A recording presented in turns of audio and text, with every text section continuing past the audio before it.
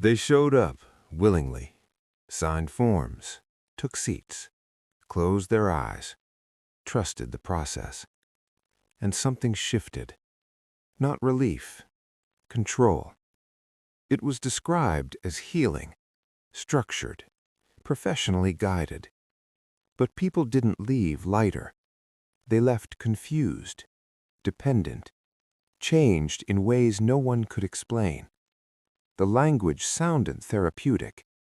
The outcomes didn't. Pause there. This took place inside organized sessions, group settings, facilitated environments, marketed as personal growth or emotional repair. Participants came with stress, trauma, questions. What they encountered felt intense, unusual, but still framed as treatment. And officially, that framing mattered. First, authority.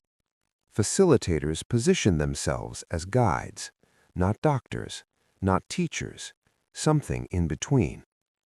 Next, vulnerability. Sessions encouraged emotional exposure early. Personal histories shared quickly. Boundaries softened. Then reinforcement.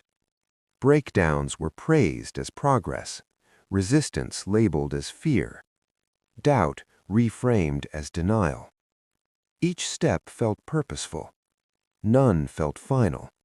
And each one narrowed the participants' options. Here's what changes the picture. Leaving wasn't forbidden. It just came with consequences, social, psychological, sometimes financial. People who questioned the process were quietly recast as the problem. Not harmed, just not ready. That distinction mattered more than it seemed.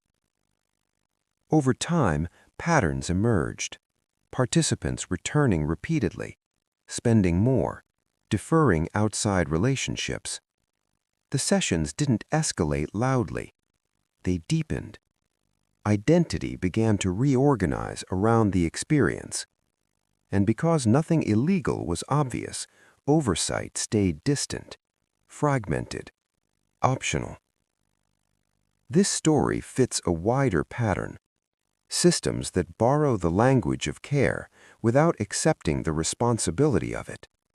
When healing becomes a brand, accountability blurs, and the line between support and influence is enforced only by trust, until trust isn't enough. Some participants say it helped them. Others say it cost them years.